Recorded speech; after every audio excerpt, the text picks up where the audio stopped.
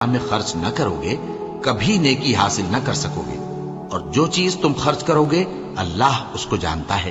بنی اسرائیل کے لیے تورات کے نازل ہونے سے پہلے کھانے کی تمام چیزیں حلال تھیں بجز ان کے جو یعقوب نے خود اپنے اوپر حرام کر لی تھی۔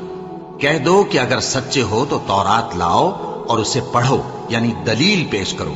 اب جو اس کے بعد بھی اللہ پر جھوٹے افطرا کریں تو ایسے لوگ ہی بے انصاف ہیں۔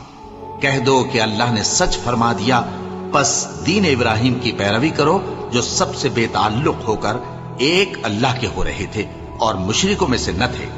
سب سے پہلا گھر جو لوگوں کی عبادت کرنے کے لیے مقرر کیا گیا تھا وہی ہے جو مکے میں ہے، بابرکت اور جہان والوں کے لیے موجب ہدایت۔ اس میں کھلی ہوئی نشانیاں ہیں جن میں سے ایک ابراہیم کے کھڑے ہونے کی جگہ ہے۔